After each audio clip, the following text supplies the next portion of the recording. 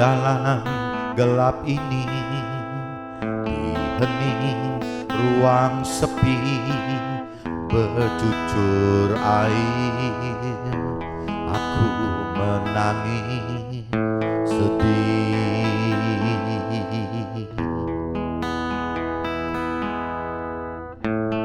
Terteduh ku bersujud atas semua dosa, aku menyesal, aku menangis. Tuhan yang Esa, ku hanyalah insan yang berdosa.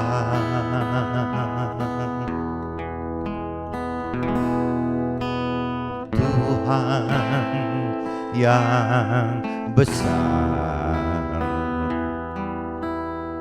aku tersesat atas dosaku. Tuhan,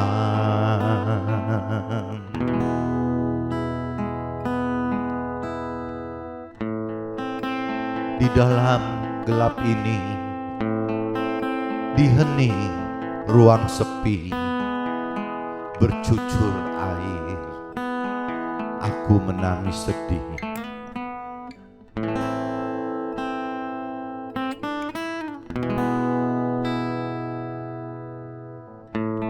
Masih ada harapan untuk diriku ini, aku memohon,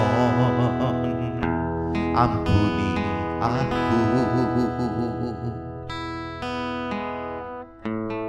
Berteduh ku bersujud atas semua dosa, aku menyesal, aku menangis. Tuhan yang Esa,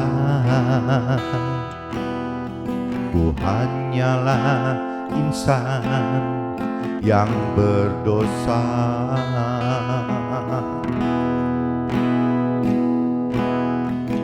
Tuhan yang besar, aku tersesat atas dosaku.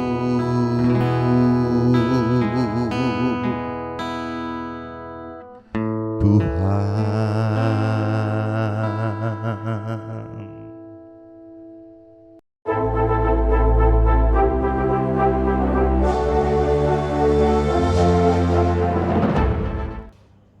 jumpa kembali di MTT Journey Inspiration of Life. Pagi ini saya mau coba sharingkan teman-teman dengan temanya kegalauan rancangan dan kehendak hidup kita karena berbeda dengan firman Tuhan, teman-teman. Ini bicara kegalauan, teman. Kegalauan apa yang kita alami dalam hidup kita ini gitu. Karena gara-gara rancangan dan kehendak kita, hidup kita, teman-teman, itu berbeda, teman-teman, dengan apa yang firman Tuhan perintah dan peraturkan. Nah, ini prosesnya kan bertahap, teman. Dari kita mulai kalau saya alamin dari mulai tidak mengenal atau belum mengenal, berlanjut mulai mengenal akan Tuhan dan mengenal akan firman-Nya, berlanjut lagi dengan tahapan-tahapan pengertian itu, pengertian ternyata berubah terus gitu, dari tahun ke tahun, dari level ke level, dari iman ke iman, dari firman, pengertian firman ke firman, selalu beda terus, teman-teman. Jadi ini saya mau ceritakan bahwa ya saya alamin sudah 14 tahun, teman-teman, mencari Tuhan. Tetap saja, teman-teman, ujungnya masih galau. Bahkan sampai hari ini sudah 21 tahun pun masih, teman-teman, masih ada kegalauan. Meskipun kedalaman pengenalan pengertian itu yang membuat makin terang gitu, makin terang dalam arti kata apa yang Tuhan, firman Tuhan kehendaki itu ya makin terang, tidak sesuai dengan rancangan kehendak kita, teman. Jadi kalau waktu awal saya mencari Tuhan, ingin mengenal Tuhan itu jelas-jelas apa yang saya harapkan itu semua juga dasarnya dari rancangan kehendak saya sendiri dalam hal yang duniawi, teman. Jadi mungkin gampangnya lebih orientasinya ke urusan ke urusan susah duniawi, kebahagiaan duniawi, semua larinya ke situ, teman-teman. Tapi dengan berjalannya waktu, ternyata firman Tuhan itu tidak bisa ditawar, teman-teman, tidak bisa berubah satu titik dan satu iota pun gitu. Sehingga memang ya kembali lagi pengenalan pengertian kita ini yang bisa membuat kita surrender gitu. Kita ngalah bahwa ya memang ya kita mesti percaya gitu. Memang mesti totally percaya kepada Tuhan bahwa apa yang Tuhan rancang kehendak itu jelas benar. Nah, untuk sampai nyampe titik ini, teman-teman, ini kayaknya butuh proses loh, teman-teman. Jadi mungkin saya sudah 21 tahun berjalan gitu, mengenal Tuhan gitu. Ya hanya dengan level-level pengertian seperti ini gitu. Ini sudah lebih mending loh, teman-teman. Tapi kalau saya dengar mentor-mentor rohani saya gitu, yang sudah dari belasan tahun gitu, umur belasan tahun memang mencari Tuhan dan mengenal Tuhan, berarti sekarang itu sudah mungkin berapa kali, 40 tahun mungkin gitu. Ya 40 tahun, bahkan lebih dari 40 tahun mengenal Tuhan, itu saja katanya masih tetap galau, teman-teman. Kadang-kadang galau gitu. Dan kalaupun ya kembali lagi dari pengalaman teman-teman yang mentor rohani tersebut, ya ternyata memang rancangan dari Tuhan itu tidak bisa ditawar gitu, teman. Jadi memang kita yang mesti menyesuaikan dengan rancangan kehendak Tuhan di firman-Nya, yang jelas firman-Nya ya dan amin gitu, tidak bisa dirubah-rubah. Jadi kitanya, teman, proses kitanya itu yang mesti dirubah gitu. Ya mungkin kalau ada orang katakan seperti pepatah, orang bikin permata ya, teman, batu berlian itu gitu. Kalau kita pelajarin, kalau batu berlian itu tidak diproses gitu, dengan tidak diamplas gitu ya, dibentuk square kotak-kotak begitu gitu. Ya rasanya si berlian itu juga tidak akan berkilau, teman-teman. Ya akan cuman menjadi sebongkah kayak batu gitu, yang tidak menampakkan sinar apa-apa gitu. Tapi begitu diproses gitu dengan ngalami proses-proses cara mengkotak-kotakan dindingnya gitu, yang menjadi banyak sekali piramid gitu ya, bentuk piramid begitu, bentuk-bentukan seperti begitu karena asahan gitu. Ya akhirnya berlian itu jadi berkilau dan jadi mahal sekali, teman-teman. Nah, manusia itu sama, teman-teman. Jadi kalau saya pikir kalau manusia itu tidak dibentuk seperti permata, seperti berlian tersebut gitu, ya tidak akan jadi apa-apa, teman-teman. Ya akan jadi, ya bahannya boleh bagus berlian atau permata gitu, tapi tetap cara penampilannya ya tidak ada kilaunya, tidak ada harganya gitu, teman. Yang pengalaman saya seperti itu. Cuman ya itu kembali lagi, masa proses pembentukan itu kan relatif sekali, teman-teman. Ada teman-teman, saya ngalamin mentor rohani saya yang waktu itu saya ketemu masih di bawah 20 tahun, tapi sudah dengan pola-pola kedalaman pengertian firman Tuhan itu kayaknya jauh banget gitu kalau saya bandingkan dengan mentor rohani saya yang sudah umur 70 gitu. Itu bisa begitu, teman-teman. Padahal dia masih di bawah 20 gitu. Itu namanya Marvel, teman, dari Jakarta gitu. Itu bisa seperti itu, teman-teman. Oscar juga saya alami seperti itu. Itu kan mentor-mentor rohani saya yang ketemu saya umur muda sekali, 19 tahun. Marvel itu ya umur begitulah, belum 20 tahun gitu. Tapi kedalaman pengertian firman itu enggak kira-kira. Orang yang mentor saya yang umur 57 pun bisa kalah. Jadi memang kembali lagi proses ini ya tergantung dari Tuhan lagi gitu, teman. Nggak bisa kita paksain. Cuman kalau buat saya pribadi, saya alamin kegalauan sudah berapa ya? Udah 14 tahun mencari Tuhan, ya sudah 7 tahun membaca firman Tuhan, bahkan 10 kali kalau menurut catatan saya gitu. Ya itu aja ya masih galau gitu ya. Kalau saya bandingkan dengan sekarang setelah 21 tahun, ya beda sekali gitu. Ya pengenalan pengertian firman saya waktu 14 tahun lalu dengan 21 tahun ini gitu, beda sekali. Tapi kembali lagi 21 tahun pun tetap aja masih galau, teman. Masih ada begitunya gitu, meskipun ya sudah makin merayang gitu, masih seperti kalau kita ngelihat ada kabut gitu, seperti itu teman-teman. Jadi belum sampai jelas banget gimana gitu. Itu yang saya alamin 20 tahunan gitu. Tapi kalau saya dengar khotbah dari mentor rohani saya, bahkan yang sudah 40-50 tahun juga kadang-kadang masih ngalamin seperti ini teman. Jadi memang tidak berujung teman-teman. Jadi pengenalan pengertian akan firman Tuhan itu tidak berujung gitu. Nah yang jelas ya, apa rancangan kehendak Tuhan bagi kita itu ya untuk di akhirat dan tidak bisa ditawar. Dan parameternya itu ya kembali lagi teman-teman, bagaimana Tuhan inginkan agar kita menjadi tim gitu, tim kerajaan surga di dalam surga gitu, bukan cuma sebagai warga surga, bukan cuma itu gitu. Jadi kalau kita bicara cuma sebatas baik-baik untuk tidak masuk neraka, masuk menjadi warga surga aja, itu masih belum totali keinginan rancangan dan kehendak Tuhan itu. Kalau rancangan kehendak Tuhan yang sebenarnya itu bukan cuma sekedar baik menjadi baik untuk masuk jadi warga surga, yang penting jangan masuk ke dalam neraka. Tidak, bukan itu teman-teman. Tapi Tuhan inginkan kita itu masuk ke dalam surga dalam kondisi menjadi tim itu, menjadi tim kerajaan surganya bersama dengan ya Tuhan itu. Bagaimana ya masuk ke dalam pemerintahan kerajaan surga nanti gitu teman. Jadi rancangan kehendak Tuhan yang sebenarnya itu teman-teman. Jadi bukan cuma sekedar baik gitu. Jadi kita memang mesti benar. Benar itu dalam arti kata kita mesti berani gitu ya melakukan perintah peraturan ya firman Tuhan itu gitu.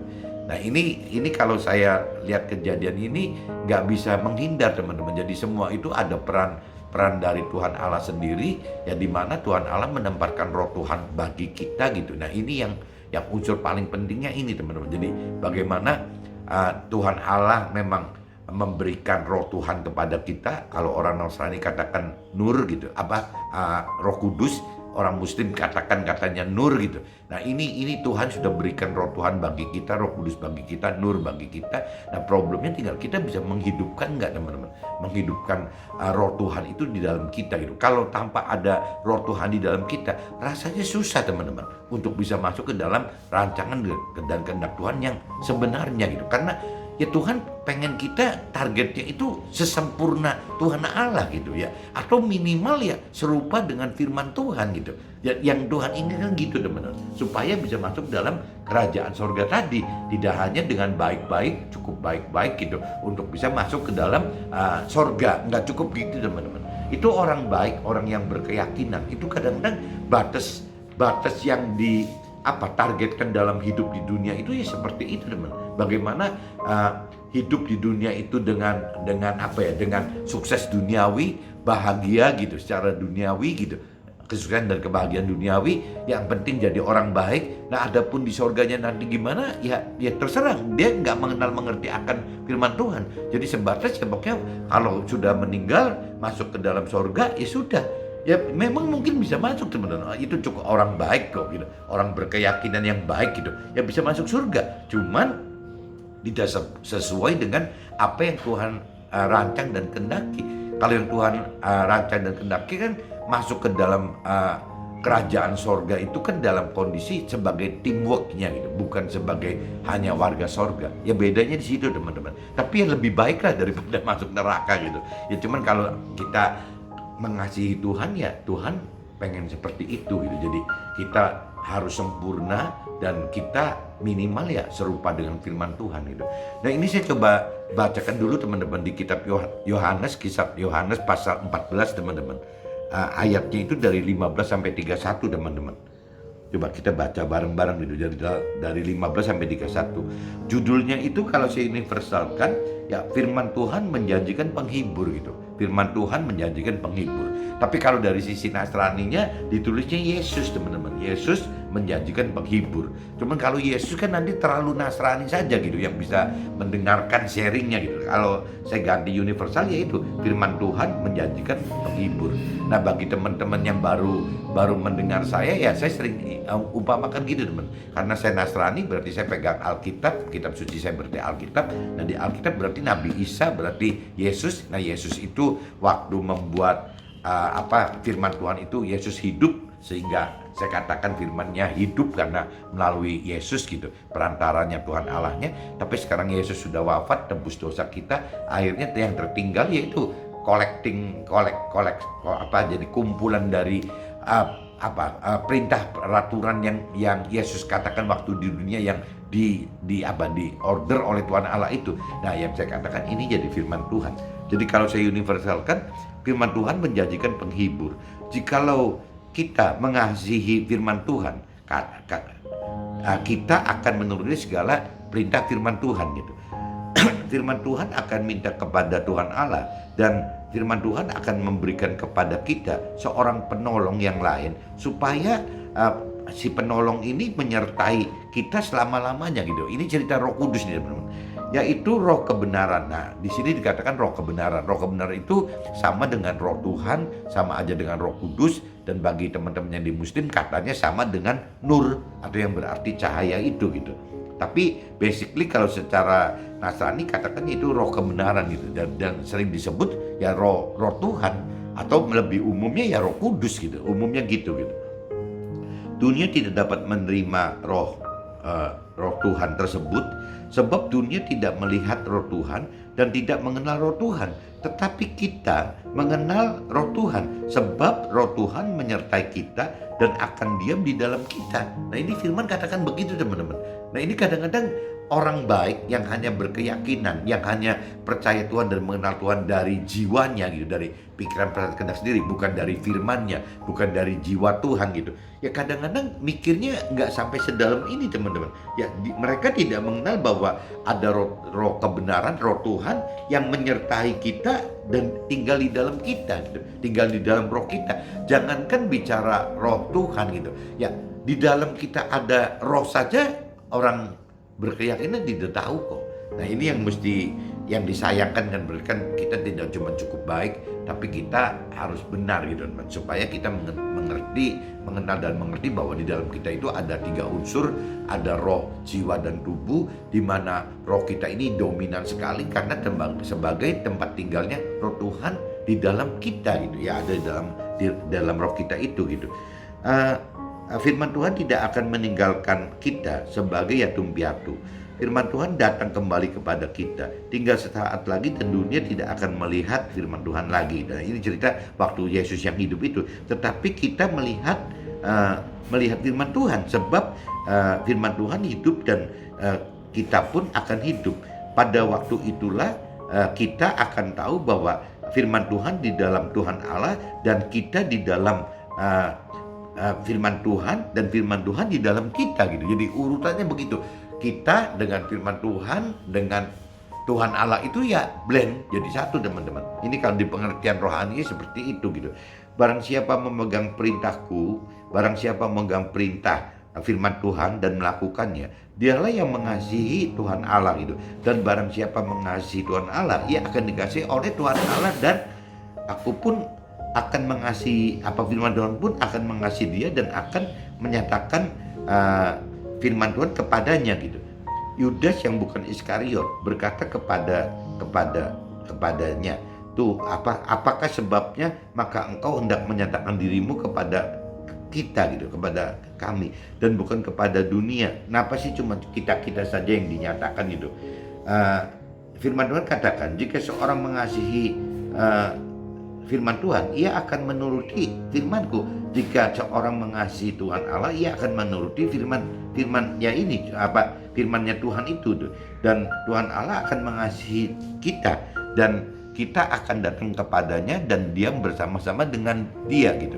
Barang siapa tidak mengasihi firman Tuhan, ia tidak menuruti perintah. Barang siapa tidak mengasihi Tuhan Allah, ia tidak menuruti firman Tuhan gitu. Dan firman yang kita dengar itu bukanlah daripada maksudnya firman Tuhan aja, tapi melainkan dari Tuhan Allah yang mengutus firman Tuhan tersebut gitu. Jadi firman Tuhan itu bukan bicara hanya firman Tuhan. Firman Tuhan itu adalah yang diutus oleh Tuhan Allah. Intinya gitu teman-teman. Semua itu kukatakan kepadamu selagi aku berada bersama-sama dengan kita, selama firman Tuhan berada bersama kita. Tetapi penghibur, yaitu Roh Kudus. Nah, ini roh kebenaran tadi kan di Nasrani sebutnya Roh Kudus gitu. tetapi penghibur yang tadi roh kebenaran tadi, yaitu Roh Kudus yang akan diutus oleh Tuhan Allah dalam nama firman Tuhan tadi, di dalam firman Tuhan tadi gitu.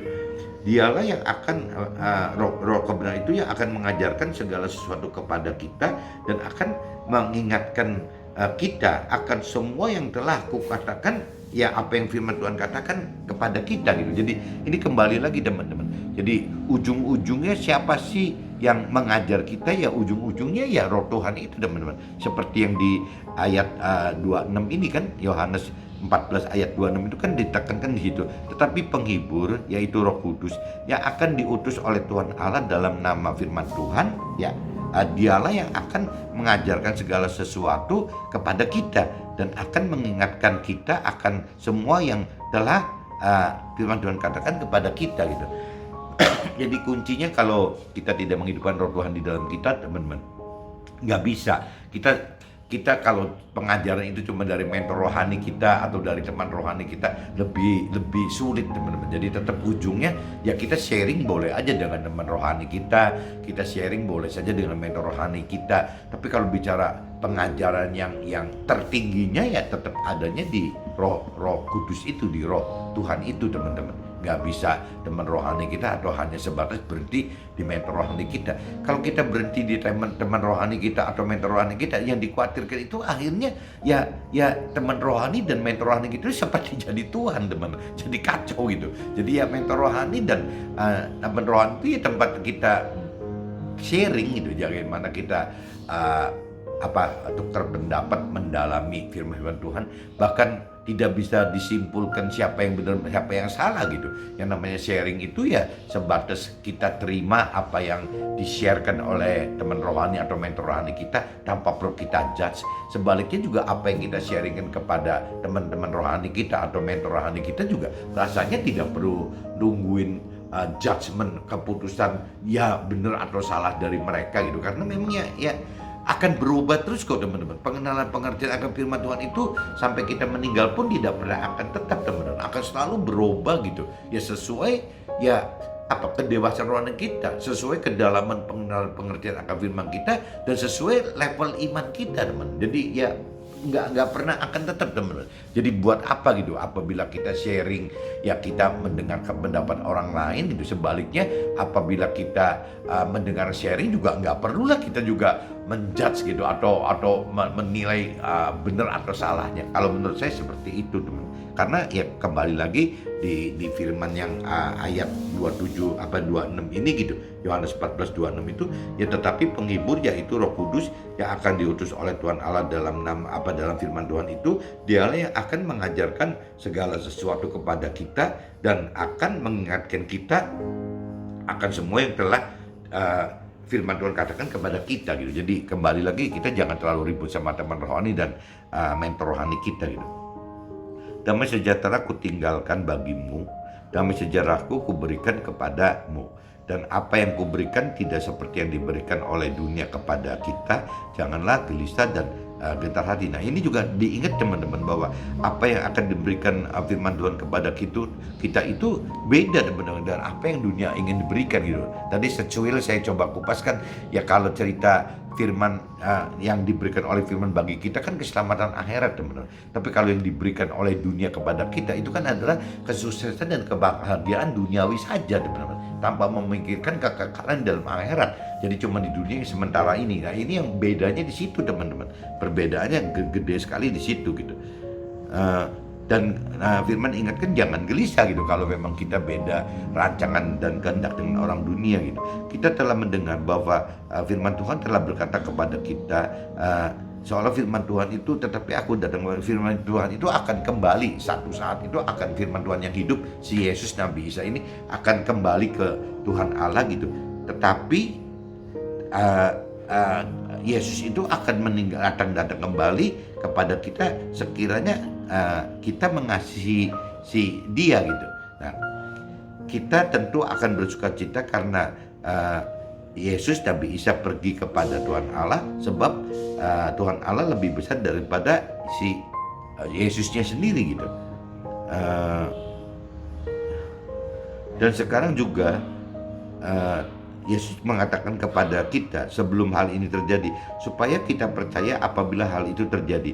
Tidak banyak lagi aku berkata kepada kamu, sebab penguasa dunia akan datang, tidak akan berkuasa sedikit pun atas diri kita, tetapi supaya dunia tahu bahwa kita mengasihi Tuhan Allah, bahwa firman Tuhan melakukan segala sesuatu seperti yang diperintahkan Tuhan Allah kepada kita gitu, kepada firman Tuhan itu gitu.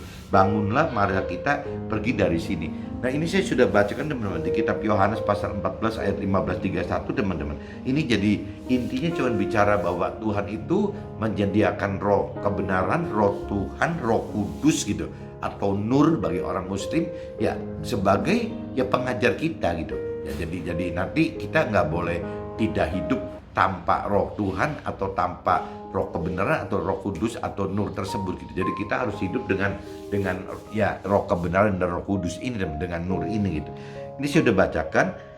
Nah, ini teman-teman, kalau saya lihat perkembangan di pribadi saya itu, jadi pertama kegalauan umur 14 selama 14 tahun mencari mengenal Tuhan itu ya seperti ini teman-teman. Nah, tapi kalau saya bicara saya sudah 21 tahun teman sekarang gitu, karena saya mulai dari tahun 2000 mencari Tuhan, mencari pengenalan pengertian akan Tuhan sampai sekarang tahun 2021.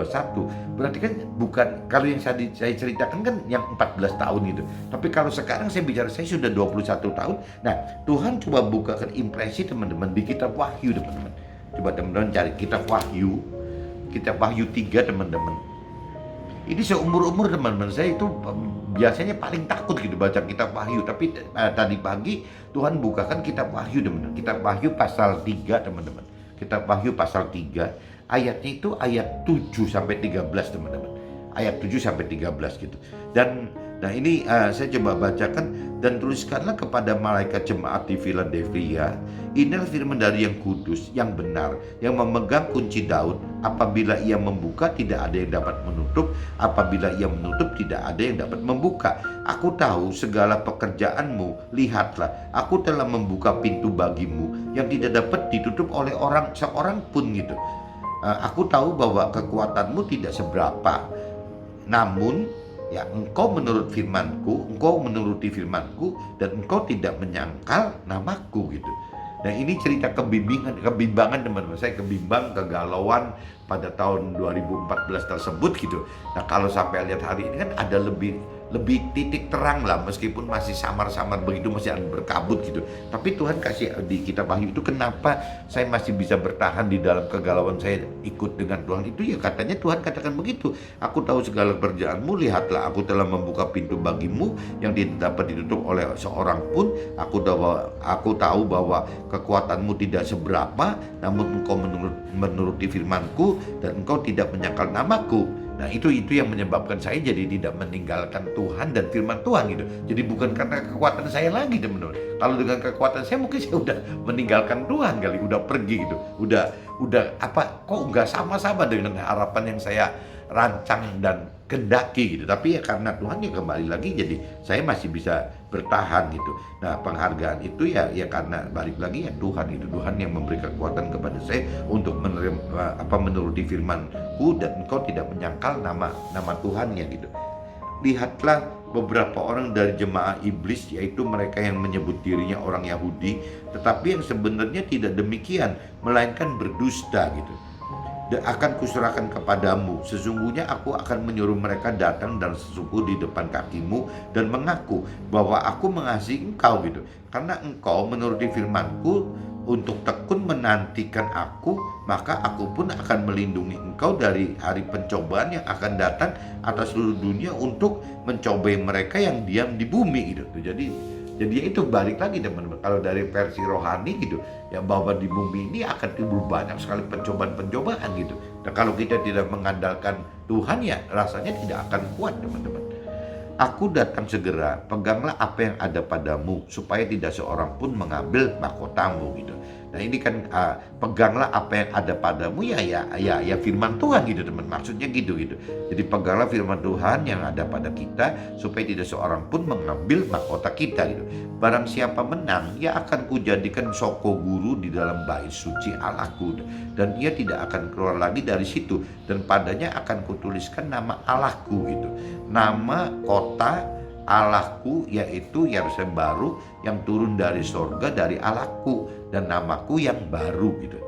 Siapa bertelinga hendaklah ia mendengarkan apa yang dikatakan Roh kepada jemaat-jemaat. Nah ini jadi saya pagi ini dapat impresi di kitab Wahyu ini teman-teman. Padahal saya takut sekali kalau baca kitab Wahyu, karena kitab Wahyu itu kesannya aduh ini kok serem banget ya, ini udah bicara tentang pewahyuan gitu. Tapi ya nggak tahu, Tuhan bukakan hari ini baru seumur-umur nih teman-teman. Selama 21 tahun saya baca kitab Wahyu, baru hari ini teman, baru saya sharingkan gitu. Ya mudah-mudahan apa yang saya dapat impresi pagi ini yang benar dari Tuhan adanya gitu, jadi cerita untuk bisa disampaikan ke teman-teman. Ini saya sudah bacakan teman-teman. Jadi kegalauan itu maksud saya apabila kita tekun di dalam Dia, di dalam firman Tuhan, dan menuruti firman-Nya, dan juga tidak menyangkal nama Tuhan gitu ya, Tuhan akan selalu bukakan step demi step gitu teman-teman, tahap demi tahap. Nah ini kayak yang saya alamin ya itu. Jadi waktu kegalauan, waktu 14 tahun bersama Tuhan itu ya saya mendapatkan kitab Yohanes pasal 14 ayat 15:31 tadi. Tapi kalau kegalauan yang sekarang saya rasakan mungkin lebih baik kali teman-teman, lebih baik sedikit lah ya. Dan saya dapat dari kitab Wahyu pasal 3 ayat 7-13 teman-teman. Nah ini saya sudah bacakan 2 kitab ini. Coba saya sekarang masuk ke dalam draft saya teman-teman.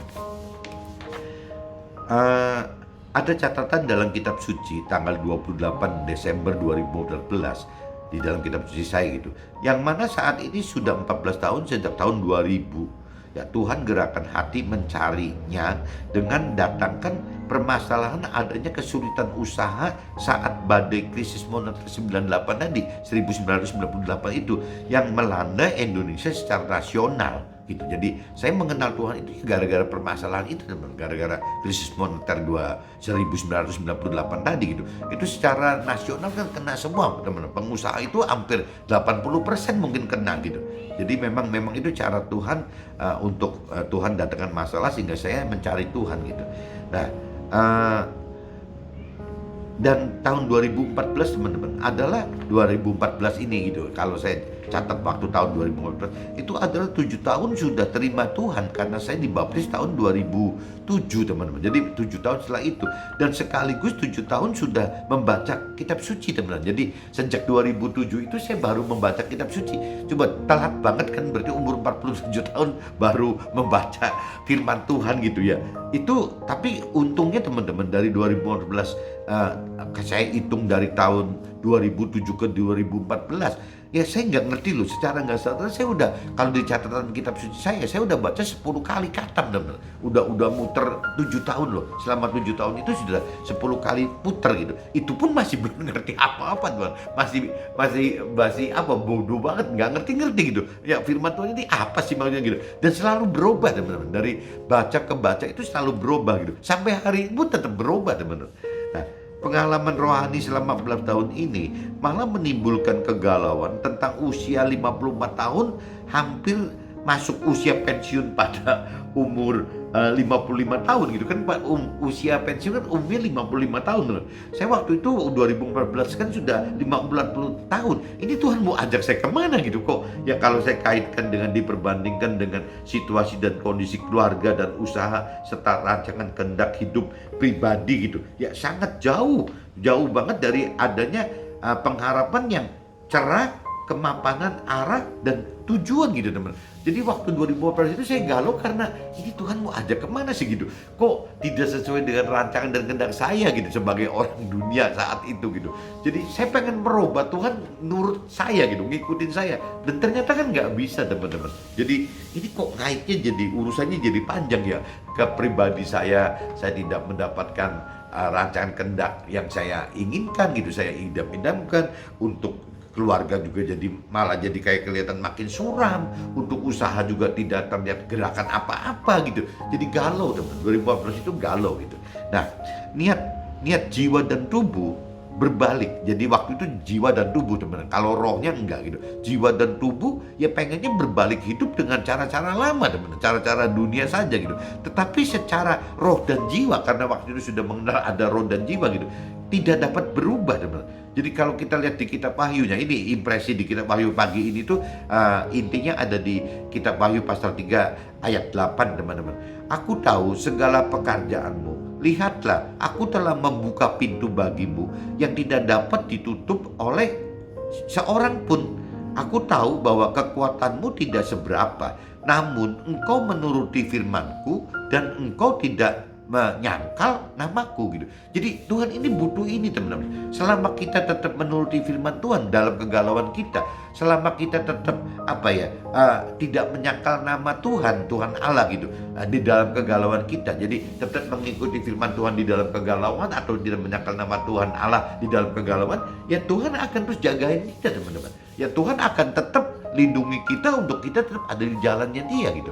Nah, dan hari ini tanggal 17 bulan 7 2021 nih teman-teman. Hari ini untuk catatan saya gitu, tanggal 17 bulan Juli tahun 2021. Setelah 21 tahun berjalan mencari Tuhan, kegalauan sudah terjawab. Ya maksudnya makin jelas gitu. Meskipun masih samar-samar, yang jelas gitu, yang saya pengertian per ini hari setelah 21 tahun mencari dan mengenal Tuhan, ya jika firman Tuhan itu ya dan amin, tidak ada toleransi sama sekali gitu. Sebab firman adalah kebenaran Tuhan yang kekal. Dan yang saya dapat itu teman-teman. Jadi jangan saya atau teman-teman jangan coba-coba mau nawar firman Tuhan. Nggak mungkin bisa teman-teman. Karena firman Tuhan itu tidak bisa dirubah satu iota pun, satu titik pun. Firman itu sudah pasti ya dan amin. Dan kebenaran firman Tuhan itu kekal teman-teman. Jadi kalau kita bicara kita inginkan kebenaran versi kita gitu, itu pasti nggak kekal gitu. Pasti ke bawah dengan yaitu unsur-unsur duniawi yang kental ini, karena kita hidup di duniawi gitu. Jadi pasti pola kita akan kena duniawinya gitu. Firman Tuhan berbeda 180 derajat dengan rancangan dan kehendak dunia. Karena orientasi Tuhan adalah keselamatan akhirat yang kekal di dalam sorga gitu. Kuncinya itu. Bahkan kalau yang tadi saya katakan bagi orang-orang yang mau gitu, yang mau dan mampu menuruti apa pengennya Tuhan. Ya Tuhan pengennya gitu. Tuhan Allah itu sempurna. Tuhan Allah itu pengen kita itu benar-benar yang terdekat di posisi tim kerajaan sorga itu dengan posisi Tuhan Allah. Tapi ya minimal menjadi tim kerajaan sorga teman-teman. Untuk menjadi tim kerajaan sorga ya harus bisa serupa dengan firman Tuhan perintah dan peraturkan gitu. Ya minimal kita melakukan firman, dan bahkan firman katakan untuk bisa menjadi tim kerajaan sorga itu bukan cuma melakukan teman-teman, tapi harus mengajarkan firman Tuhan juga. Nah cuman saya artikan mengajarkan di sini ada dua teman-teman. Kalau bicara mentor rohani mungkin mengajarkan benar-benar mengajarkan teori rohani, tapi bagi kita pengusaha atau orang karir mengajarkan itu dapat diartikan kalau menurut saya itu ya harus memberitakan firman Tuhan teman. Memberitakan firman Tuhan atas apa yang terjadi dalam kesaksian hidup kita bersama Tuhan dan dalam firman Tuhan gitu. Itu saja teman-teman. Nah itu yang Tuhan inginkan supaya menjadi tim kerajaan surga. Tapi orang baik yang orang punya keyakinan itu, yang dengan pikiran perasaan kehendak sendiri itu ya sasarannya cuma sebatas baik teman. Baik itu ya mudah-mudahan tidak masuk neraka, masuk ke dalam surga, tapi hanya sebagai warganya saja. Nah itu yang Tuhan kalau boleh milih kurang seneng gitu. Tuhan pengen kita lebih dari itu ya, untuk serupa dengan firman Tuhan dan sesempurna mungkin yang seperti Tuhan Allah inginkan ya, untuk menjadi timnya Tuhan itu gitu teman.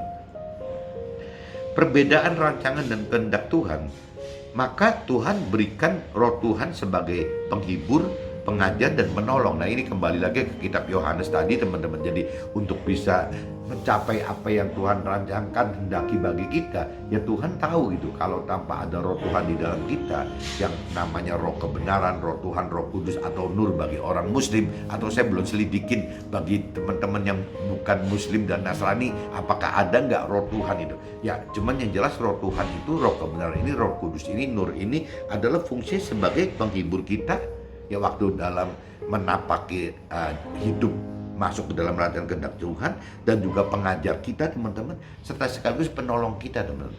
Mudah-mudahan teman-teman dengan sharing pagi ini bisa terjawab bahwa kalau sampai teman-teman mengalami kegalauan ya seperti itu teman-teman. Jadi coba simak sharing saya supaya kita bisa dalam kegalauan kita ya tetap Tuhan, kita tidak bisa meninggal, kita jangan meninggalkan firman Tuhan dan kita tetap jangan menyangkal nama Tuhan Allah kita teman-teman. Oke teman-teman, see you, bye-bye.